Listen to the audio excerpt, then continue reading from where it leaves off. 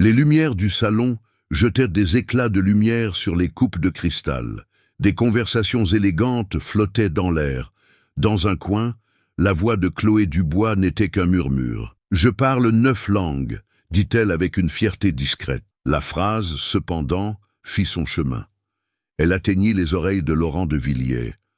Le milliardaire interrompit sa conversation importante. Un sourire de mépris se dessina sur ses lèvres. Un rire fort et brutal déchira le brouhaha des invités. Tous les regards se tournèrent vers lui.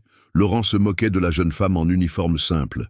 Il ignorait cependant que ce rire résonnerait un jour comme le son de son propre échec. L'histoire qui suit ne porte pas sur l'humiliation d'une jeune femme.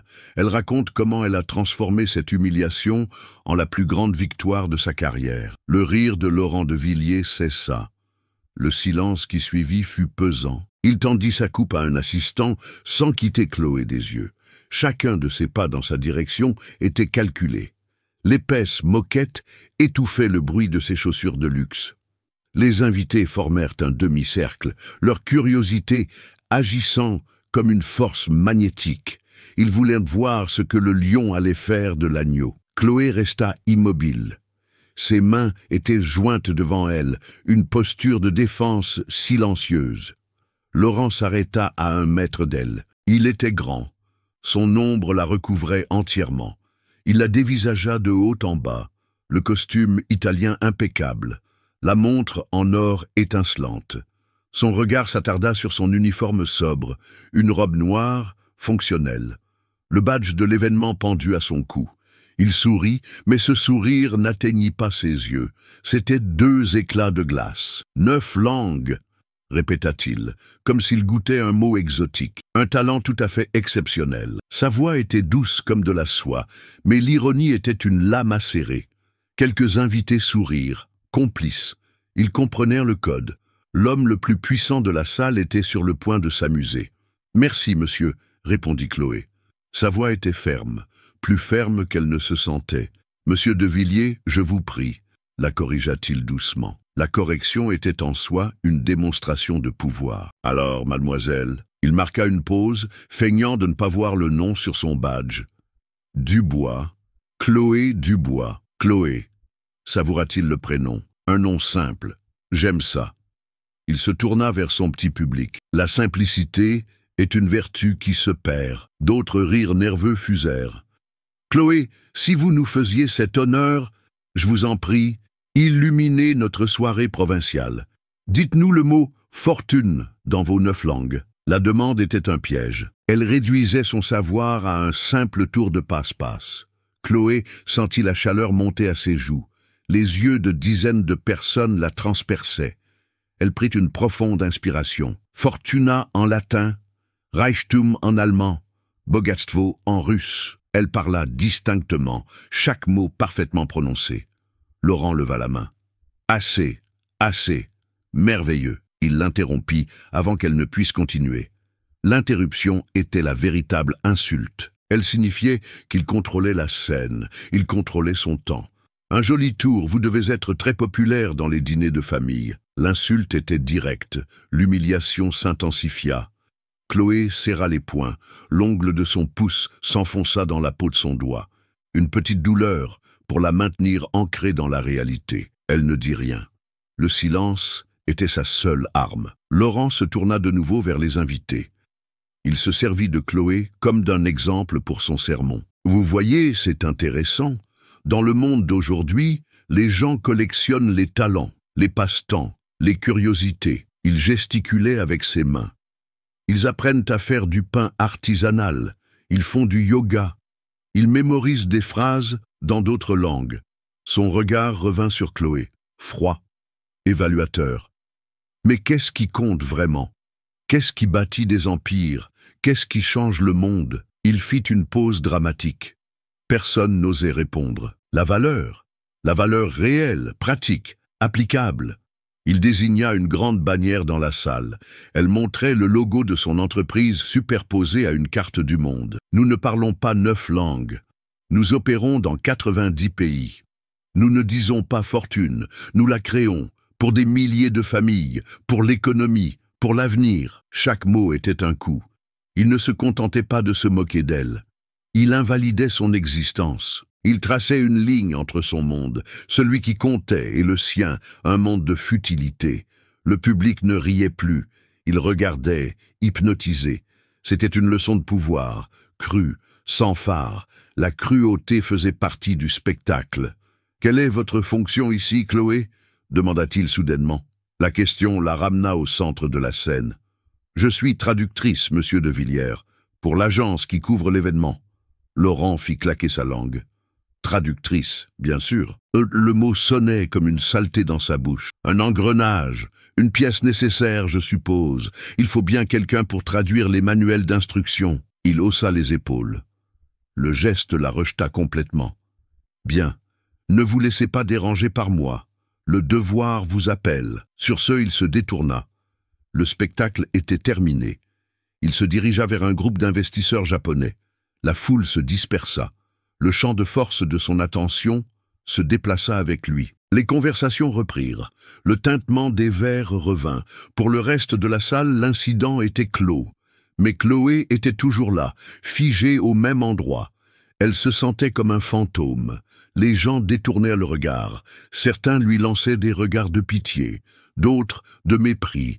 Elle était la fille qui avait essayé d'impressionner Laurent de Villiers et qui avait échoué.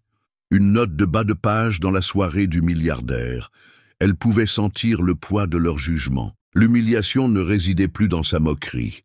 Elle était dans le silence qui avait suivi, dans la façon dont tout le monde l'ignorait. Elle était invisible, un meuble. L'air autour d'elle semblait glacial. Elle voulait courir, se cacher. Mais quelque chose la retint, une braise de défi brûlant sous les cendres de la honte. Elle observa Laurent qui tentait de communiquer avec les investisseurs. Il souriait, gesticulait, mais ses yeux trahissaient une frustration grandissante. Il ne le comprenait pas vraiment. Et à cet instant, Chloé comprit. La soirée n'était pas encore terminée. Le désir de disparaître était une force physique. Il tirait les épaules de Chloé vers le bas, courbait sa colonne vertébrale. Chaque regard furtif des invités était comme une petite coupure. L'humiliation était un poison se propageant dans ses veines. Le chemin le plus facile était évident. La porte de service, le couloir silencieux, la nuit froide dehors. Elle pouvait simplement partir, laisser l'éclat et la cruauté de cette salle derrière elle. Personne ne le remarquerait, personne ne s'en soucierait. Elle ne serait que la traductrice partie plus tôt, un souvenir gênant qui s'effacerait bientôt. Ses pieds firent un pas dans cette direction, un mouvement presque inconscient. Fuite, survie. Les mots de Laurent résonnaient dans son esprit. Un passe-temps, une curiosité. Il l'avait réduite à néant. Et partir maintenant serait la confirmation finale. Ce serait accepter son verdict. Elle n'était qu'un tour de salon, une personne sans valeur pratique. La honte lui brûlait le visage. Oui, partir était la meilleure chose à faire, la seule issue. Mais alors, quelque chose la fit s'arrêter. Sa tête se tourna une dernière fois, son regard croisa le groupe d'investisseurs. Laurent de Villiers était au centre, arborant un sourire forcé. Il parlait fort, comme si le volume pouvait compenser le manque de compréhension. À côté de lui, un traducteur officiel, un homme plus âgé à l'air fatigué, marmonnait des traductions littérales, des mots vides de sens. Chloé observa l'industriel allemand. Il croisait et décroisait les bras, un signe clair d'impatience. Le couple japonais maintenait des sourires polis, mais leur corps était rigide. Ils n'étaient pas connectés. Ils étaient juste présents. Chloé vit la scène avec une clarté douloureuse. Elle ne voyait pas seulement des gens d'affaires, elle voyait des langues entrer en collision. Elle voyait des cultures s'entrechoquer. Le traducteur prononçait les mots, mais il ne construisait pas le pont. Il ne transmettait pas le respect, les nuances, le sous-entendu qui formait la véritable base de tout accord. Laurent, avec tout son pouvoir et sa richesse, était complètement aveugle à cela. Il voyait le monde à travers des feuilles de calcul et des chiffres, et il était en train de perdre. Il perdait parce qu'il ne comprenait pas les gens en face de lui. Une image surgit dans son esprit. Son père, dans son fauteuil usé, un livre sur les genoux. Les mots sont l'âme d'un peuple, Chloé. Celui qui ne traduit que le mot traduit un corps sans vie. Le pas vers la porte de service lui parut une erreur, une trahison. Pas envers Laurent, mais envers elle-même. Envers tout ce que son père lui avait appris. Chaque heure passée à étudier, chaque sacrifice qu'elle avait fait. Fuir maintenant serait jeter tout cela par-dessus bord. Ce serait admettre que sa vie, sa passion, était inutile. La colonne vertébrale de Chloé se redressa. Le poids sur ses épaules s'allégea. Elle prit une profonde inspiration. L'air de la salle ne semblait plus étouffant. Elle se retourna, tournant le dos à la porte de la fuite. Elle ignora les regards curieux. D'un pas ferme et silencieux, elle traversa une partie de la salle. Elle se dirigea vers un petit guéridon vide, près d'un pilier. Un endroit discret, avec une vue dégagée sur le groupe d'investisseurs. D'une poche intérieure de son uniforme, elle sortit un petit carnet et un stylo. Le geste était simple, professionnel. Elle ouvrit le carnet à une page blanche et commença à écrire. Elle observait, notait. Le point de non-retour ne fut pas un mot, ce fut le déclic doux de son stylo. Le clic du stylo fut le déclencheur. Le son net et métallique trancha le bruit de la salle. Un instant, le papier blanc du carnet parut plus réel que les lustres de cristal. L'odeur de poussière et de vieux papier emplit ses narines, un souvenir fantôme se superposant au parfum coûteux des invités. Le salon disparut. Les murs dorés se rétrécirent, devinrent des étagères en bois sombre, surchargées de livres. Chloé n'avait plus 25 ans. Elle en avait 10. Elle était à la maison. L'appartement était petit, 2 chambres, un salon. Mais pour une enfant, c'était un monde fait de papier et d'encre. Des livres couvraient chaque mur, empilés en tours précaires sur le sol. Manuels de grammaire allemande, romans russes, recueils de poésie japonaise. La plupart, elle ne pouvait pas les lire, mais elle connaissait le contact de chaque reliure. Au centre de cet univers se trouvait son père, Julien. Il était assis dans son fauteuil en cuir usé, le trône de son royaume de papier. Julien était un linguiste brillant, un homme qui parlait au monde sans jamais quitter son quartier. Il avait les cheveux d'un savant fou et des yeux qui brillaient d'une curiosité enfantine. Une toux sèche et persistante était son ombre constante. Cet après-midi-là, la lumière poussiéreuse du soleil entrait par la fenêtre. Chloé était frustrée, assise par terre, entourée de livres de mathématiques. Les nombres étaient des ennemis. Des symboles rigides et sans âme. Elle tapa son crayon sur son cahier. « Je déteste ça », murmura-t-elle. Julien baissa le livre qu'il lisait. Il l'observa un moment, un sourire doux sur le visage. « Les nombres ne sont qu'une langue, ma fille, la langue de la certitude. Mais il en existe d'autres, plus intéressantes. » Il l'appela d'un signe de la main. Chloé se leva et s'approcha de lui en traînant les pieds. Il ne regarda pas ses devoirs. Au lieu de cela, il sortit quelque chose de la poche de son gilet. C'était un petit objet rectangulaire, enveloppé de cuir sombre et adouci par le temps. Un dictionnaire de poche, multilingue. Les pages étaient fines comme des pelures d'oignon, les bords dorés déjà usés. « C'était à ton grand-père », dit Julien, plaçant l'objet dans sa main. Il était chaud de la chaleur de son corps. Il a parcouru le monde avec ça, pas pour conquérir, mais pour comprendre. Chloé ouvrit le petit livre. Les mots étaient minuscules. Des colonnes de termes en français, anglais, espagnol, italien. Cela ressemblait à de la magie. Les gens comme cet homme à la télévision, dit Julien, avec un vague geste en direction de l'appareil éteint, pensent que le pouvoir est dans l'argent.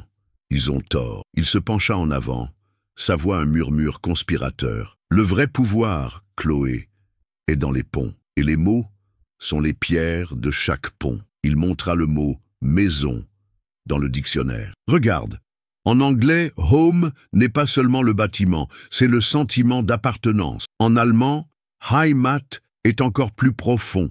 C'est la patrie, la terre natale, les racines. La même idée, mais avec une âme différente. Il tourna les pages fragiles. Quand tu apprends une nouvelle langue, tu n'apprends pas de nouveaux mots pour les mêmes choses. Tu apprends à voir le même monde avec des yeux différents. C'est le super-pouvoir le plus proche que nous, les humains, ayons. La frustration de Chloé envers les mathématiques se dissipa.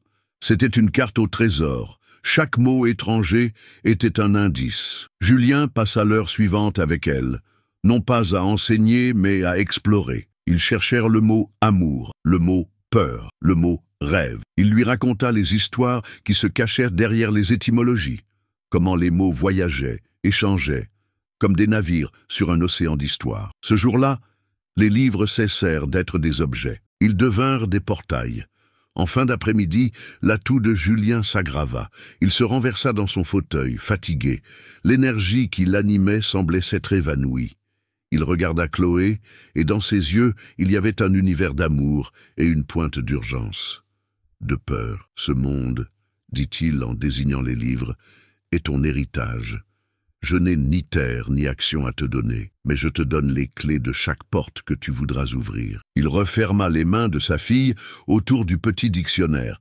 Promets-moi une chose, Chloé. Promets-moi que tu n'arrêteras jamais d'apprendre. Pas pour les notes, pas pour un travail, mais par curiosité, par compréhension. Promets-moi que tu construiras des ponts, pas des murs. Je te le promets, papa, dit-elle, sa voix fluette, mais la promesse immense. Il sourit. Un sourire authentique, hélas. Alors tu seras la personne la plus riche que je connaisse. Le souvenir s'estompa. L'odeur de poussière laissa de nouveau place au parfum. Chloé cligna des yeux. Elle était toujours au gala, le carnet ouvert devant elle. Dans sa main, le stylo semblait différent. Ce n'était plus seulement un objet. C'était un outil. Une pierre pour construire la première arche de son pont. Ou pour la lancer sur le géant qui l'avait défié. Elle regarda Laurent de Villiers. Il ne voyait pas une traductrice. Il voyait une curiosité. Il était sur le point de découvrir à quel point cette curiosité pouvait être précieuse. La promesse faite à son père était une armure. Le stylo dans sa main, une lance. Chloé transforma l'humiliation en carburant. La salle de bal n'était plus une scène de honte. Elle était devenue un champ de bataille, et son invisibilité était son meilleur camouflage. Personne ne prêtait attention à la fille en uniforme. Elle faisait partie du mobilier, un fantôme fonctionnel qui remplissait les verres et débarrassait les assiettes. Et elle utilisa cela à son avantage. Elle commença à circuler. Ses mouvements étaient un ballet de discrétion. Elle s'approcha du groupe allemand, offrant de l'eau avec un sourire muet. En remplissant les verres, ses oreilles captaient des fragments. Des mots comme inefficace, manque de respect, superficiel. L'industriel, un homme corpulent nommé Herr Wagner, parlait d'un ton bas et irrité. Il ne se plaignait pas de l'affaire, il se plaignait du processus, du manque de sérieux. Chloé nota dans son carnet « processus produit ». Ensuite, elle se glissa près des investisseurs japonais. Le couple, monsieur et madame Sato, parlait peu. Ils communiquaient par des regards et des gestes subtils. Laurent de Villiers tentait de les charmer avec des chiffres et des projections de bénéfices. Il ne remarquait pas que madame Sato regardait les peintures sur le mur, avec un air de dédain. Chloé entendit le mot « wabi-sabi », un concept sur la beauté de l'imperfection et de la simplicité. Elle regarda l'art d'entreprise, générique et sans âme, qui décorait la salle. Elle comprit ce que Laurent ne voyait pas. Il essayait de vendre un avenir chromé alors qu'il cherchait quelque chose avec une histoire. Elle nota « âme, pas seulement profit ». Son prochain arrêt fut la délégation russe. Ils étaient 3 hommes, menés par un géant à la barbe épaisse nommé Dimitri Volkov. Ils étaient directs, rieurs, buvaient de la vodka au lieu de champagne. Le traducteur de Laurent semblait terrifié par eux. Il adoucissait leurs paroles, transformant leurs exigences brutales en requêtes polies. Chloé entendit Volkov dire à ses collègues, en russe, « Il nous prend pour des enfants ? Nous voulons des garanties, pas des promesses en l'air. » Elle écrivit « Garantie, directe, sans détour », alors qu'elle prenait une note. Une voix douce retentit à côté d'elle. « C'est un idiot, n'est-ce pas ?» Chloé se retourna. C'était un serveur plus âgé, aux cheveux grisonnants et au visage marqué par des milliers de sourires fatigués. Sur son revers, le nom Pierre. Il avait vu la scène humiliante plus tôt. Ses yeux étaient bienveillants. « Il ne comprend rien », continua Pierre à voix basse, en arrangeant des verres sur son plateau. « Je travaille dans ces soirées depuis 30 ans. Je vois ces hommes aller et venir. Ils pensent que le monde entier parle la langue de l'argent. Mais chacun veut être courtisé dans sa propre langue, et je ne parle pas d'allemand ou de japonais. Chloé le regarda, surprise et reconnaissante. Un allié. Que voulez-vous dire? Demanda-t-elle. Herr Wagner, dit Pierre en inclinant la tête vers l'Allemand. Son père a bâti l'entreprise de ses propres mains. Il croit en l'honneur et en la parole donnée. Les contrats sont une formalité pour lui. Ce qui compte, c'est la poignée de main. De Villiers ne lui a même pas serré la main correctement. Chloé regarda sa note. Processus, produit. Cela avait du sens. Et les Sato? Demanda-t-elle. Elle est la clé, dit Pierre. Sa famille possède l'une des plus anciennes galeries d'art de Kyoto. Il fait confiance à son intuition. Si elle sent qu'il n'y a pas d'âme ici, il n'y aura pas d'affaire. Chloé relut. Âme, pas seulement profit. L'information de Pierre était la pièce manquante. Et les Russes? Pierre soupira. Volkov était ingénieur en Sibérie. Il a survécu à des hivers qui tueraient la plupart d'entre nous. Il n'a aucune patience pour les mondanités. Il voit de la faiblesse partout. Ce traducteur officiel fait passer de Villiers pour un lâche. L'intelligence de Pierre était inestimable. Il lui donna un contexte, une humanité. Il transforma ses observations en un plan. Mais au moment où Chloé sentit une vague d'espoir, une ombre tomba sur elle. « Qu'est-ce que vous faites ?» La voix était dure. C'était Stéphane, le chef de la sécurité personnelle de Laurent. Un homme à la mâchoire serrée et aux yeux qui ne sillaient pas. Il avait vu son carnet, vu sa conversation avec Pierre. « Je travaille, » répondit Chloé calmement. « Votre travail est de servir des boissons. »« Et de vous taire, » dit Stéphane. Son ton était une menace voilée. « Monsieur de Villiers n'aime pas les employés qui sont curieux. Vous dérangez les invités. » C'était l'obstacle, le gardien du portail. Pierre s'éloigna discrètement, un regard d'excuse sur le visage. Il ne pouvait pas l'aider ici. Chloé était de nouveau seule, sous le regard accusateur de l'autorité. La peur revint, glaciale. Elle pourrait être renvoyée, pire, mise sur liste noire. Mais le visage de son père surgit dans sa mémoire. Construit des ponts. Elle prit une profonde inspiration, ne montra aucune peur. Au lieu de cela, elle adopta un air de professionnalisme diligent. « Au contraire, monsieur, dit-elle, la voix ferme, je ne faisais que remplir mon devoir. » Stéphane haussa un sourcil. « Votre devoir ?»« Oui, mon agence exige que nous soyons proactifs, » expliqua Chloé, choisissant ses mots avec soin. « J'ai remarqué que le traducteur principal rencontrait des difficultés avec certains termes techniques spécifiques à l'industrie des semi-conducteurs allemandes et à la logistique portuaire russe. Je préparais juste un petit glossaire à lui offrir pour garantir que la communication de l'événement soit impeccable. C'est le standard de qualité de notre entreprise. » Elle lui tendit le carnet. Les notes étaient un mélange de mots étrangers et de termes qui semblaient techniques. Pour un profane, son histoire était parfaitement plausible. C'était le mensonge parfait, car il était construit sur la vérité de sa compétence. Stéphane regarda le carnet. Puis elle. Il était méfiant, mais sa logique était inattaquable. Se plaindre d'une employée trop efficace serait ridicule. Il n'avait aucun moyen de prouver que ses intentions étaient autres. « Soyez juste, discrète », grogna-t-il, à contre-cœur. « Ne restez pas dans le chemin. » Il s'éloigna, mais ne partit pas. Il l'observerait pour le reste de la soirée. Chloé le savait.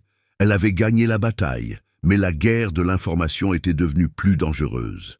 Elle avait son plan, elle avait ses informations, et maintenant, elle avait un ennemi qui observait chacun de ses mouvements. La surveillance de Stéphane était une cage invisible. Chaque fois que Chloé bougeait, elle sentait le poids de son regard dans son dos. Il était un mur, un obstacle humain positionné par Laurent de Villiers pour la maintenir à sa place. L'information qu'elle avait recueillie lui brûlait les doigts dans son carnet. Elle était inutile si elle ne pouvait pas s'en servir. La frustration commença à s'installer. Elle avait la clé, mais elle était enfermée à l'extérieur de la porte. Attendre n'était pas une option. La soirée avançait. Les délégations semblaient de plus en plus distantes, des îles de mécontentement, dans un océan de conversations futiles. Elle devait créer une opportunité, une qui semblerait naturelle, accidentelle. une qui pourrait contourner la vigilance de son garde. Sa chance se présenta sous la forme d'un soupir. Madame Sato, l'épouse de l'investisseur japonais, s'éloigna de son mari et de Laurent. Elle semblait s'ennuyer, étouffée par la conversation d'affaires. Avec une élégance silencieuse, elle se dirigea vers une porte vitrée menant à un petit balcon, un refuge contre le bruit du salon. Elle ne sortit pas, resta simplement là, à regarder le jardin nocturne. C'était un geste de séparation, une demande muette d'un moment de paix. Chloé sut que c'était sa seule fenêtre. Le plan se forma instantanément. C'était risqué. Si elle échouait, Stéphane aurait l'excuse parfaite pour l'expulser. Mais si cela fonctionnait, cela pourrait changer le ton de toute la soirée. Elle se dirigea vers le bar le plus proche, prit un plateau d'argent et y posa 2 coupes de champagne. Le plateau était son déguisement, son passeport pour se déplacer dans le salon avec un but légitime. Le cœur battant contre ses côtes, elle commença à marcher en direction du balcon. Son chemin la mènerait directement dans la ligne de mire de Stéphane. Elle le sentit avant de le voir. L'intensité de son regard. Elle garda un visage neutre, les yeux fixés sur sa destination. Ne le regarda pas. Elle agit comme une employée accomplissant une tâche. Il la regarda passer, la mâchoire tendue. Il ne l'arrêta pas. Pour l'instant, elle ne faisait que son travail. Chaque pas semblait durer une éternité.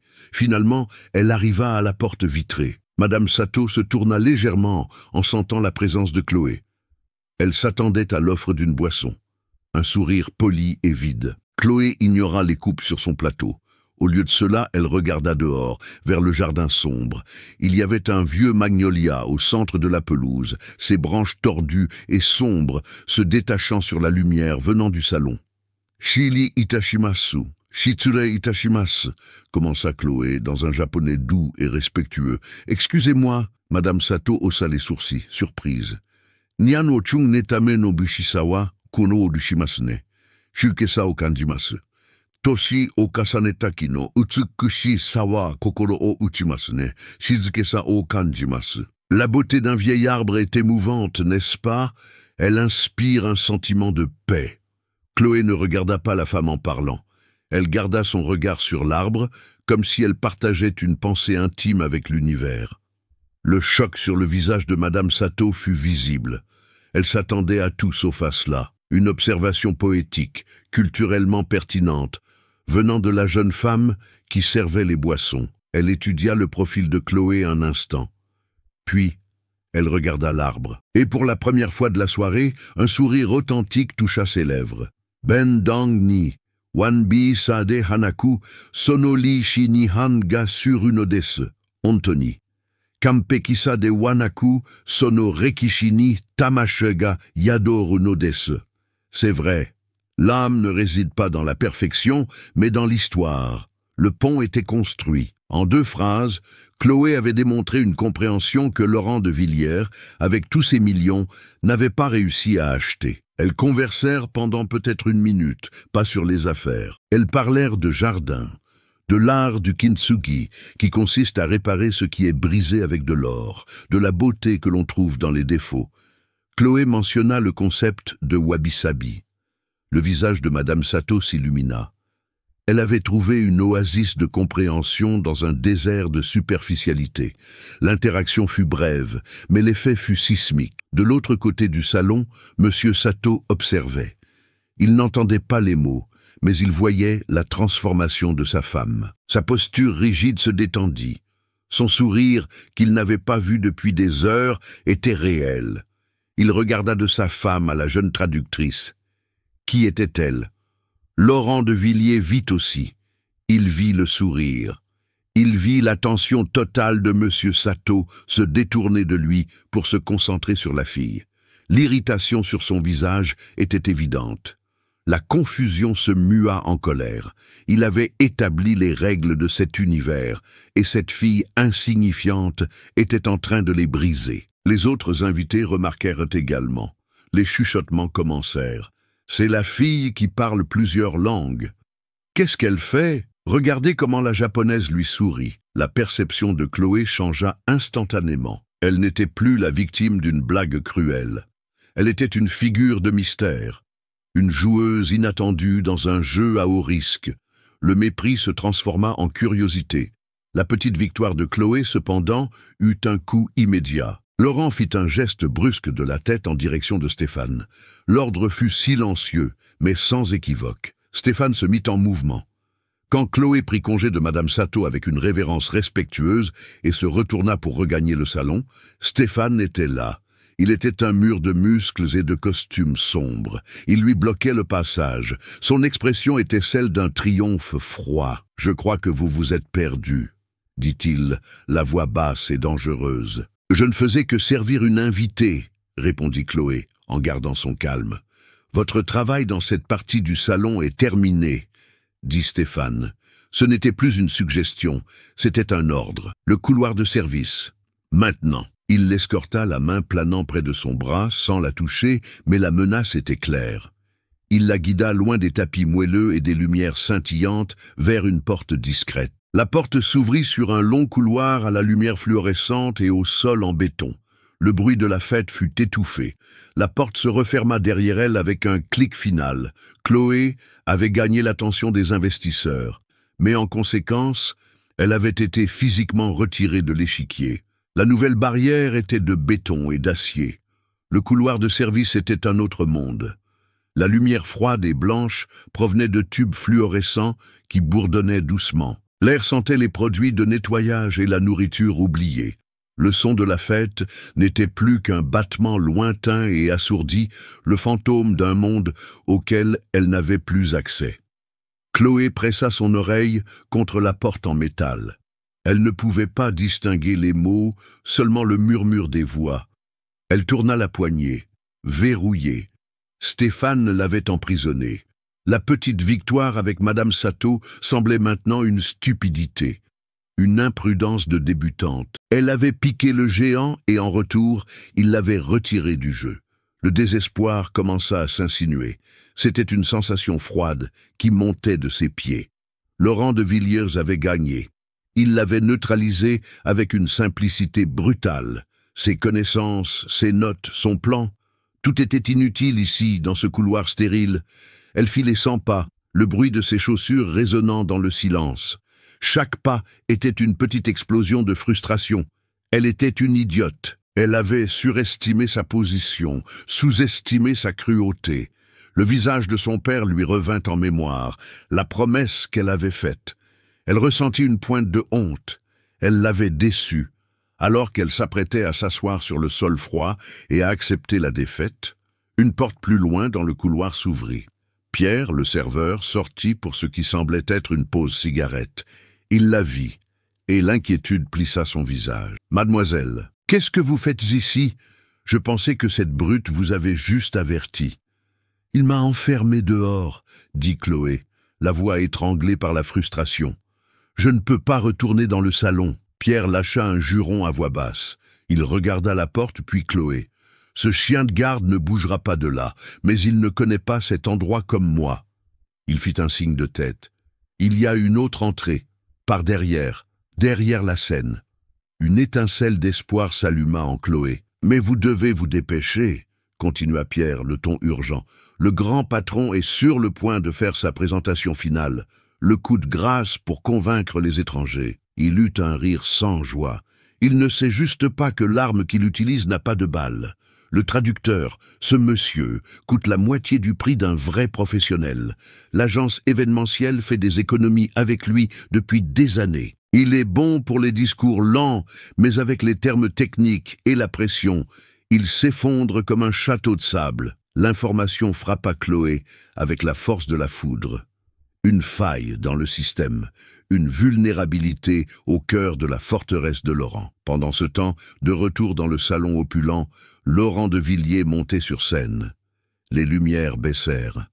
Un écran géant derrière lui s'anima, affichant des graphiques et des données impressionnantes. Il était l'image même de la confiance. Sa voix, amplifiée par les haut-parleurs, remplit la salle. Il commença son discours, une symphonie de synergie d'entreprise et de projection de croissance exponentielle. Au siège du premier rang, les investisseurs mirent leurs écouteurs. Dans la cabine de traduction, le traducteur officiel commença son travail. et, comme Pierre l'avait prédit, il commença à s'effondrer. Les mots de Laurent étaient rapides, pleins de jargon technique. Le traducteur transpirait, il bégayait. Il traduisit actifs incorporels par des choses qu'on ne peut pas toucher. Il transforma logistique de la chaîne d'approvisionnement optimisée en des camions qui arrivent vite. La réaction fut immédiate. Herr Wagner, l'Allemand, fronça les sourcils. Il arracha son écouteur, le visage un masque de fureur contenue. Il était insulté par une traduction de jardin d'enfants. Dimitri Volkov, le Russe, se mit à rire, un son bas et dangereux. Il secouait la tête comme s'il assistait à une comédie d'erreur. Monsieur Sato échangea un regard confus avec sa femme. La présentation high-tech, le discours puissant, tout était réduit à un bruit inintelligible et amateur. Laurent, dans sa bulle d'autoconfiance sur scène, finit par le remarquer. Il vit les expressions de mépris. Il vit les écouteurs être retirés. Il s'arrêta au milieu d'une phrase. La confusion envahit son visage. Que se passait-il? Le silence embarrassant qui s'installa fut brisé par le rire de Volkov. L'accord était en train de mourir. En public. L'arme de Laurent avait échoué de façon spectaculaire. Et il n'avait aucune idée de pourquoi. À ce moment précis, de l'autre côté du salon, une porte de service cachée derrière un rideau de velours s'entr'ouvrit.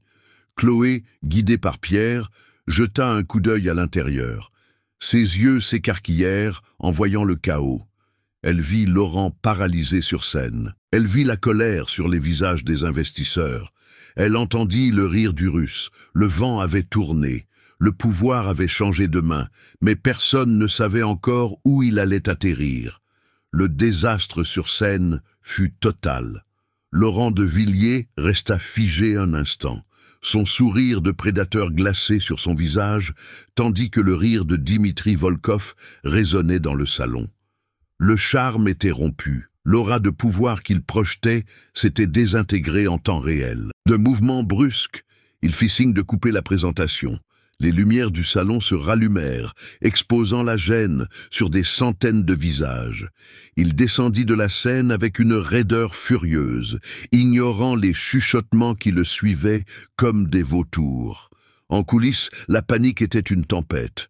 Laurent arracha son micro-cravate et le jeta contre un mur. « Que quelqu'un me dise ce qui s'est passé !» hurla-t-il. Ses assistants couraient, le visage blême. Quelqu'un balbutia quelque chose à propos d'un problème technique.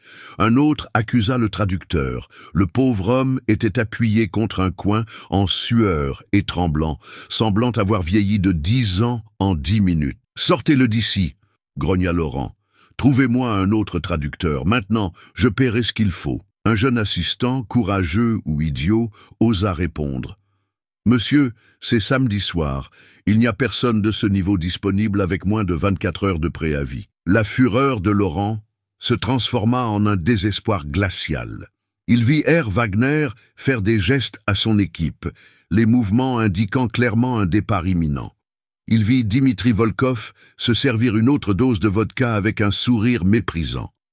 L'affaire d'1 milliard de dollars lui glissait entre les doigts. « L'application !» ordonna-t-il. « Utilisez la meilleure application de traduction. Mettez-la sur une tablette. Apportez-la à leur table. Essayez de sauver ça. » C'était une mesure pathétique, et il le savait. Un de ses cadres essaya.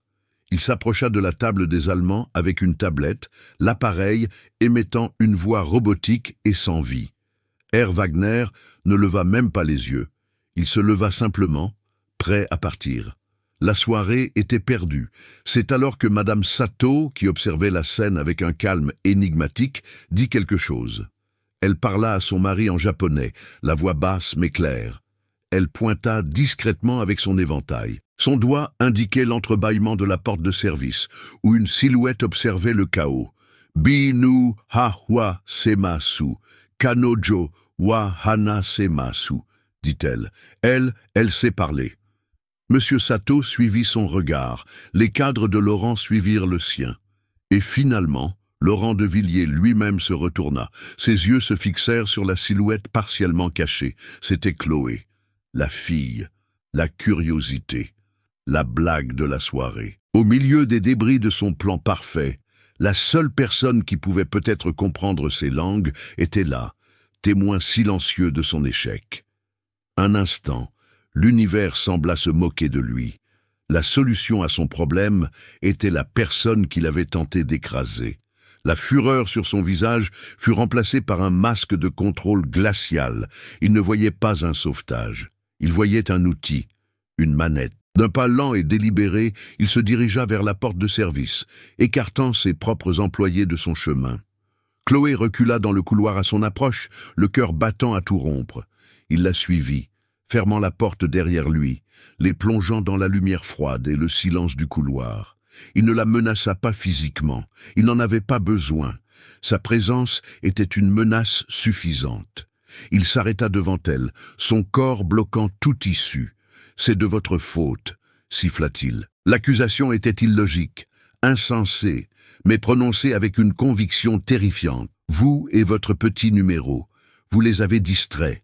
Vous avez brisé le rythme. Chloé resta silencieuse, trop choquée pour répondre. « Mais vous allez avoir une chance de réparer votre erreur », continua-t-il, la voix basse et tranchante.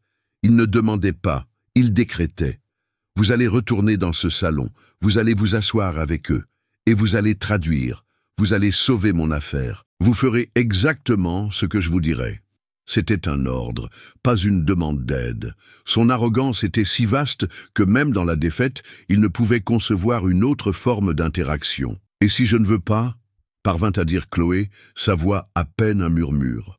Laurent fit un pas en avant. L'espace entre eux se réduisit. « Si vous ne voulez pas, » dit-il, et pour la première fois elle vit le vrai venin dans ses yeux, « je m'assurerai que vous ne travaillerez plus jamais dans cette ville, ni dans aucune autre.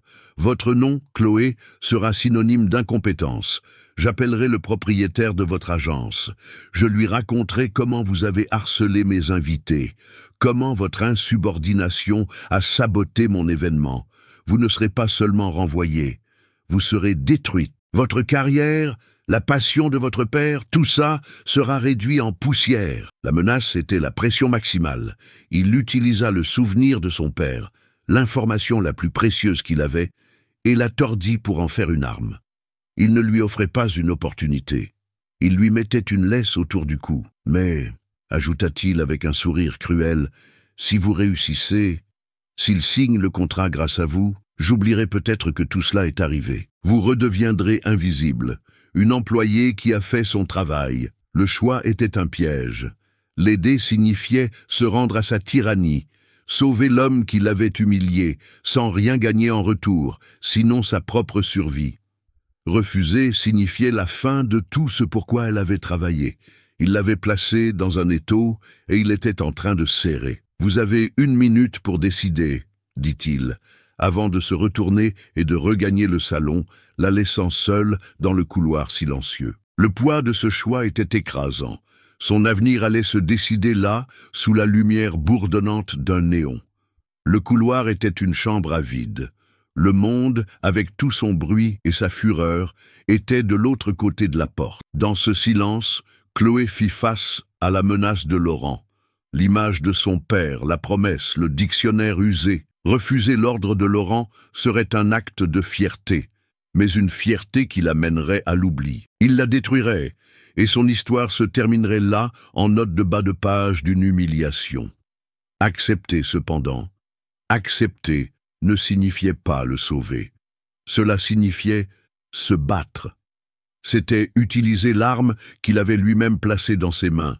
S'il voulait qu'elle soit au centre de l'attention, elle le serait, mais ce serait selon ses propres termes. Elle prit une profonde inspiration, une seule fois. L'air froid emplit ses poumons. La décision était prise. Elle poussa la porte de service et sortit du couloir. Le son de la fête la frappa, mais il semblait maintenant différent. Ce n'était plus le bruit de ses oppresseurs, mais le silence attentif d'une arène. Toutes les conversations s'arrêtèrent, toutes les têtes se tournèrent.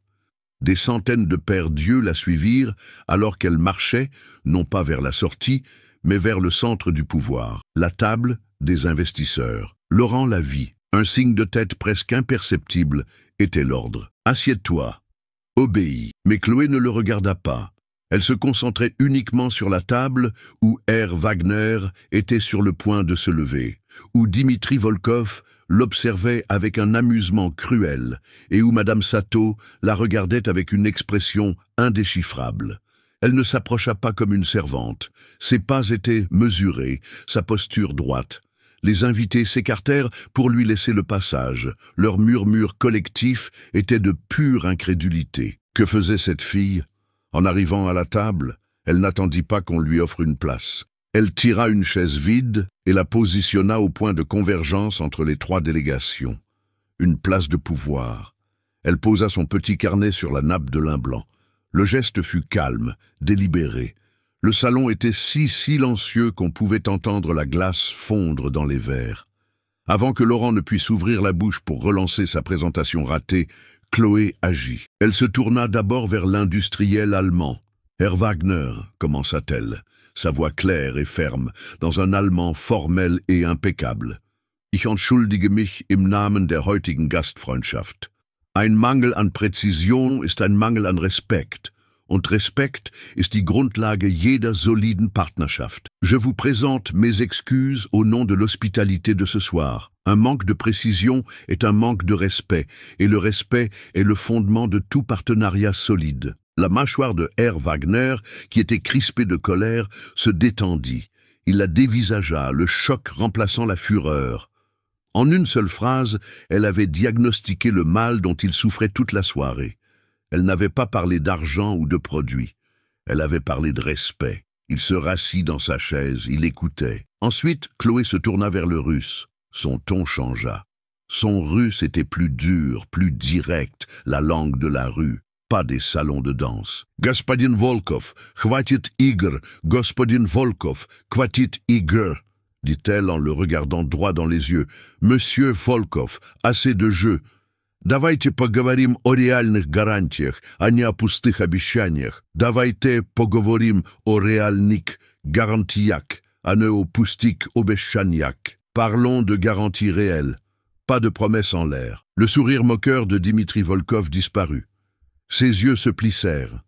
Ce n'était pas le langage d'une employée effrayée, c'était le langage d'une égale. Pour la première fois, il se pencha en avant, son verre de vodka oublié dans sa main.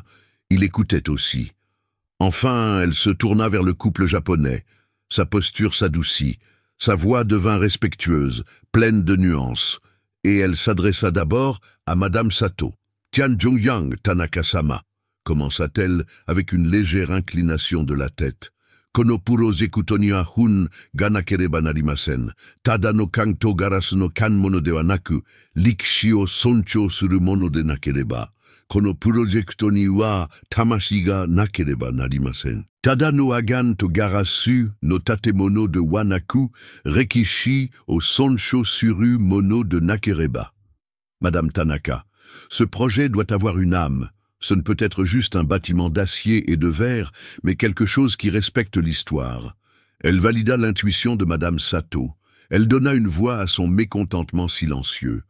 Madame Sato échangea un regard significatif avec son mari. Une compréhension silencieuse passa entre eux. Ils écoutaient. En moins de 2 minutes, Chloé avait désamorcé 3 bombes à retardement avec rien de plus que des mots. Elle avait construit 3 ponts distincts par-dessus l'abîme de l'incompréhension. Laurent de Villiers regardait, paralysé. Ce n'était pas le plan. Elle ne traduisait pas pour lui. Elle dirigeait la conversation.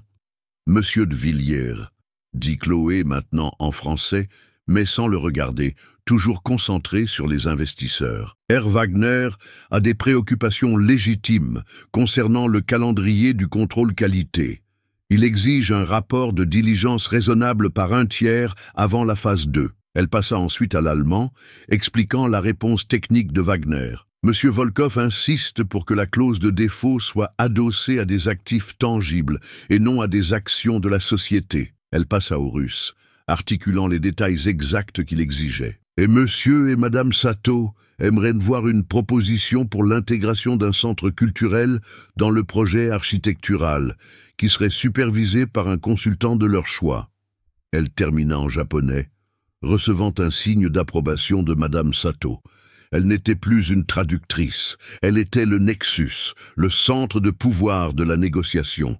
Elle avait pris le discours d'entreprise de Laurent et l'avait jeté à la poubelle. À la place, elle menait une négociation réelle, dure et honnête. La salle entière regardait dans un silence absolu. Personne ne bougeait, personne ne chuchotait. Ils assistaient à l'impossible. Une jeune femme, avec rien d'autre que son intellect, démantelant et reconstruisant une affaire d'1 milliard de dollars sous leurs yeux. La preuve de sa valeur n'était plus sujette à débat. C'était un fait, solide et indéniable, forgé dans le silence stupéfait de cette salle. Le silence qui suivit la performance de Chloé était différent de tous les autres de la soirée. Ce n'était pas un silence de gêne ou d'ennui, c'était un silence d'admiration.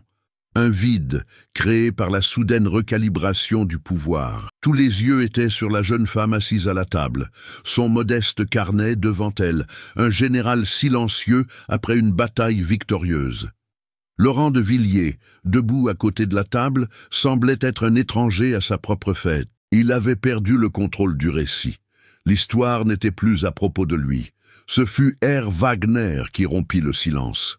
Il s'éclaircit la gorge, le son résonnant dans la salle. Il ne s'adressa pas à Laurent. Il parla directement à Chloé, dans un allemand lent et réfléchi. « Fräulein Dubois », commença-t-il, sa voix grave remplissant l'espace, « votre analyse de nos préoccupations était précise, troublante de précision. Pour la première fois ce soir, j'ai le sentiment que nous avons une conversation d'affaires honnête, et non que nous assistons à un spectacle. » Il marqua une pause, regardant Laurent avec un mépris à peine dissimulé. L'honnêteté et la précision, ce sont les piliers sur lesquels mon entreprise a été bâtie. Des piliers qui semblaient absents ici. Jusqu'à maintenant, Chloé traduisit ses paroles en russe et en japonais, sa voix calme et neutre, transmettant le message sans fioriture. À chaque mot traduit, Laurent reculait d'un pas presque imperceptible. On le complimentait par procuration et c'était plus humiliant que n'importe quelle insulte directe. Dimitri Volkov rit, un son guttural qui fit se tourner tout le monde vers lui. « Chesno govoria », dit-il en russe, en regardant Laurent avec une lueur amusée dans les yeux. « Eta devushka stoit bolche, chem vsia evo komanda menedżerów. Eta devushka stoit bolche, chem vsia jego komanda menedżerów. » Et pour être honnête, cette fille vaut plus que toute son équipe de managers. Il se tourna ensuite vers Chloé. Si c'est vous qui rédigez les clauses de garantie de mon contrat, je suis prêt à en écouter davantage. Si c'est un de ses avocats, il fit un geste dédaigneux vers l'équipe de Laurent. Alors ma réponse reste non. Chloé traduisit, la phrase planant dans l'air comme une sentence. La confiance n'avait pas été établie avec la société de Villiers. Elle avait été établie avec elle, individuellement. Finalement, M. Sato parla. Sa voix était calme, mais portait un poids immense. Il parla en japonais, s'adressant à Chloé, mais en s'assurant que Laurent entende. « Ma femme croit qu'un projet sans Kokoro, sans cœur, est voué à l'échec. Elle sent que vous avez apporté un cœur à cette négociation, et je ne conteste pas l'intuition de ma femme. » Il marqua une pause. Nous sommes disposés à poursuivre les négociations, mais notre intérêt est intrinsèquement lié à votre présence continue dans ce projet. Chloé transmit le message final. Le verdict était unanime. Les 3 investisseurs, des 3 coins du monde, avec 3 cultures d'affaires distinctes, étaient d'accord sur une seule chose. L'accord n'existait que grâce à elle. Laurent de Villiers était acculé. Il avait été rendu insignifiant dans sa propre négociation. Son visage était un masque de fureur contenue. Il était sur le point de parler, peut-être pour tenter de reprendre le contrôle, de revendiquer la victoire comme sienne. Mais R. Wagner se leva, avant qu'il ne le puisse.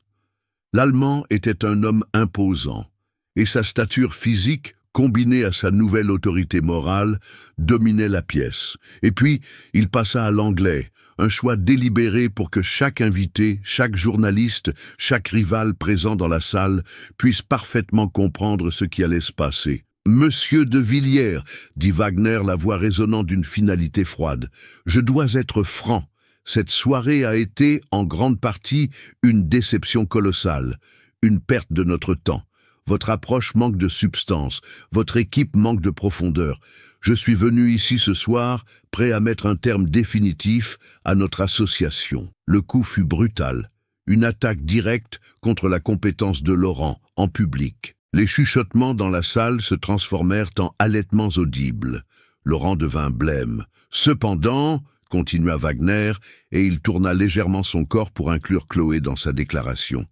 Dans une démonstration de compétence que j'ai rarement vue, cette jeune femme ici, mademoiselle Dubois, a fait preuve de plus d'intégrité, d'intelligence et de vision stratégique en 10 minutes que toute votre organisation au cours des 6 derniers mois. Il la regarda. Elle n'a pas traduit, elle a bâti la confiance. Et la confiance, monsieur de Villiers, est la seule monnaie qui compte vraiment. Il se retourna vers Laurent. La sanction était sur le point d'être prononcée. Par conséquent, ma proposition finale est la suivante. Nous, les partenaires d'investissement, accepterons d'aller de l'avant, mais à une condition non négociable. Il fit une pause, s'assurant d'avoir l'attention de tous. Mademoiselle Dubois sera nommée chef de la liaison internationale pour ce projet. Elle aura une autonomie opérationnelle totale dans la communication et la négociation avec tous les partenaires étrangers. Elle rendra compte directement à un comité formé par nous, les investisseurs. Elle ne vous rendra pas compte. Elle sera notre point de contact. Votre personnel travaillera sous sa direction dans ce domaine. Acceptez ces termes, ou vous pouvez considérer notre affaire terminée. Ici. Maintenant, la sanction fut une exécution publique. Herr Wagner ne se contentait pas d'embaucher Chloé. Il rétrogradait Laurent.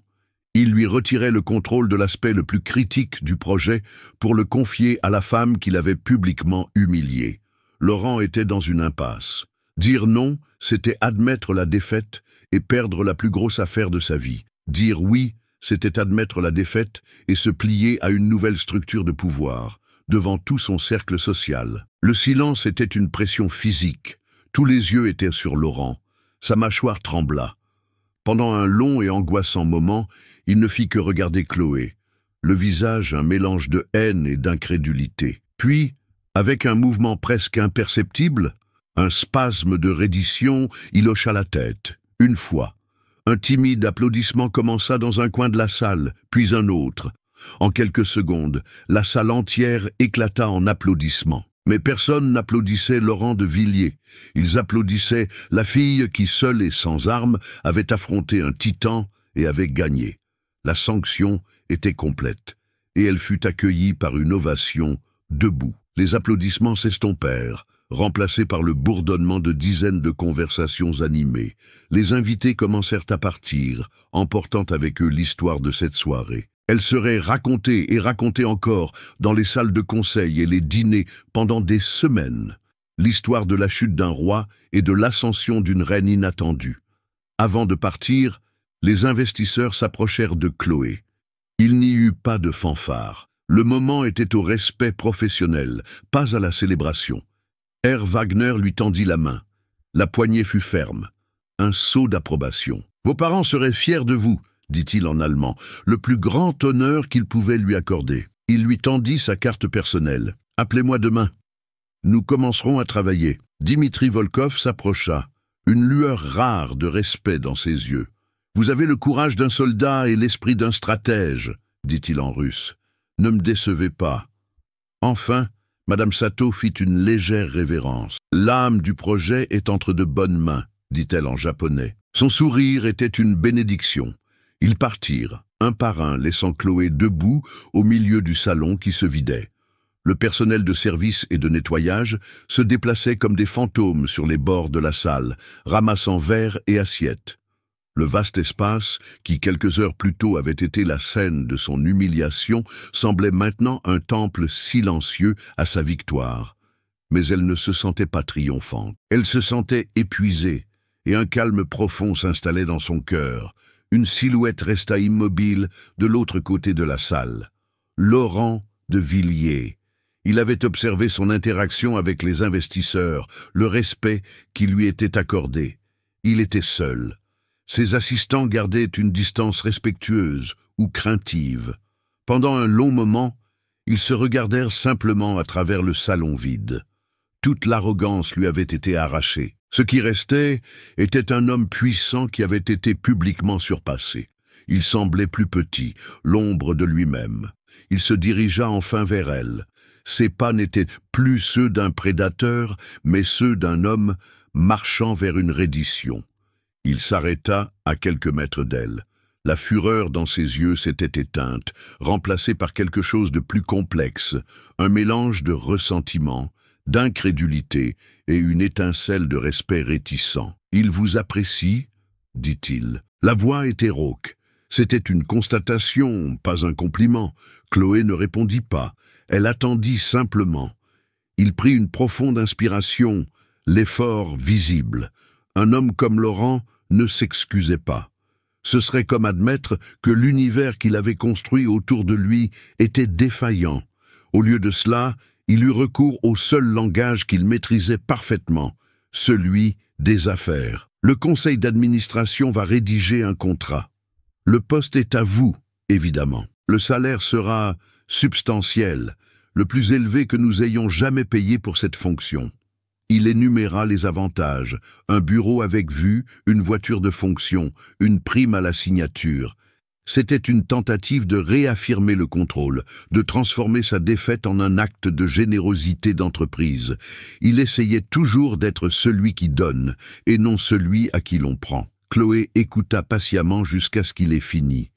La liste de luxe ne l'impressionna pas. C'était juste des détails. Elle avait déjà ce qui comptait, le pouvoir de définir ses propres termes. « L'offre est généreuse, monsieur de Villiers, dit-elle, la voix calme et posée, et j'accepte le poste. » Un éclair de soulagement traversa son visage. « Cependant, continua-t-elle, et le soulagement disparut, j'ai 2 conditions. Elles sont non négociables. » Il la fixa, la vieille étincelle de défi revenant brièvement. Mais il ne dit rien. Il attendit simplement. « Premièrement, comme stipulé par Herr Wagner, mon équipe et moi aurons une autonomie totale sur les communications et les négociations internationales. Il n'y aura aucune interférence, supervision ou suggestion de votre bureau. Nos rapports seront envoyés directement au comité des investisseurs. Votre entreprise en recevra des copies. » Elle fit une pause, laissant le poids de cette condition s'installer. Elle construisait un mur autour de son autorité. « Deuxièmement, dit-elle, et son regard devint plus intense, plus personnel.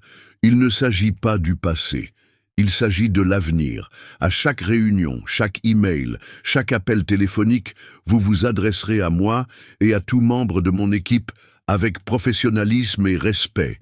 La culture de l'intimidation qui a permis la scène de ce soir n'aura pas sa place dans mon département. » Elle ne demanda pas d'excuses. Les excuses sont des mots. Elle exigea un changement de comportement. Elle exigea la dignité comme une clause contractuelle. Sa dignité n'était pas à vendre et ne pouvait lui être rendue par lui. C'était une condition préexistante qu'il serait forcé de reconnaître. Laurent de Villiers regarda la jeune femme en face de lui. La fille à l'uniforme simple, la blague de la soirée. Elle ne demandait plus une place à la table. Elle dictait la forme de la table. Et il savait, avec une certitude amère, qu'il n'avait pas le choix. Il fit un signe de tête bref et sec. « Entendu. » C'était suffisant. La dignité de Chloé n'avait pas été restaurée par lui. Elle avait été renforcée par elle-même, au même endroit où elle avait été attaquée.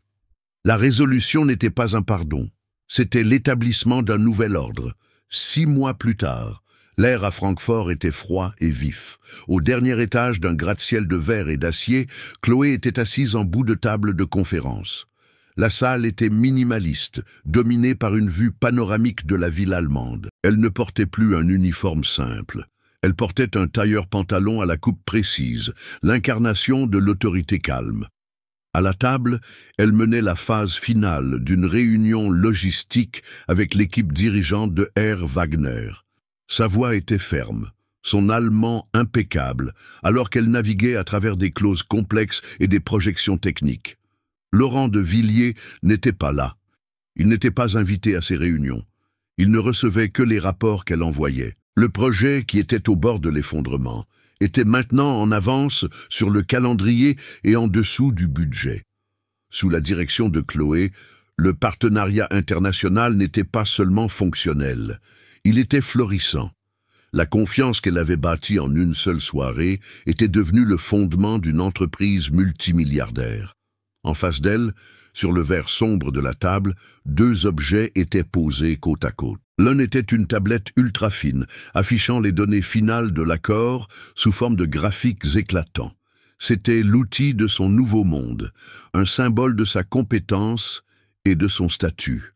L'autre était petit, rectangulaire, couvert d'un cuir sombre et craquelé par le temps. Le dictionnaire de poche de son père. Il ressemblait à un artefact d'un autre siècle au milieu de cette modernité aseptisée. Pour n'importe qui d'autre, ce serait un objet étrange. Pour Chloé, c'était la boussole qui la guidait. La réunion se termina. Il y eut des poignées de main fermes et des signes d'approbation. Les cadres allemands sortirent, la laissant seule dans la salle silencieuse. Chloé éteignit l'écran de la tablette. La pièce s'assombrit, son reflet apparaissant sur le verre de la table. Un instant, elle regarda simplement les deux objets, le nouveau et l'ancien, le futur et le passé. Elle tendit la main, et ses doigts tracèrent la reliure usée du petit livre. Un contact doux, il n'y avait pas de sourire sur son visage, pas de triomphe, il y avait juste le calme de quelqu'un qui est arrivé à destination, sachant exactement d'où il est parti. Elle rangea les deux dans sa mallette, la tablette et le dictionnaire côte à côte. Elle se leva et se dirigea vers la fenêtre, observant l'horizon d'une ville qui faisait maintenant partie de son monde. L'histoire de Chloé révèle une vérité puissante. L'arrogance construit des murs, mais la connaissance crée des ponts. Elle a été humiliée par un homme qui mesurait la valeur des gens à leur statut, mais elle a prouvé que la vraie richesse réside dans l'esprit et le caractère. Son vieux dictionnaire s'est avéré plus fort que la fortune d'un milliardaire, car il représentait le dévouement, le respect et le courage de persévérer même face au plus grand mépris. Le monde est plein de voix qui tentent de rabaisser ceux dont la valeur ne peut être ni achetée ni vendue. Si vous croyez que la dignité est notre forteresse ultime et que la connaissance est la seule clé qui ouvre toutes les portes, partagez cette histoire. Inspirez les autres à ne jamais laisser l'arrogance de quiconque réduire au silence le pouvoir de leur voix.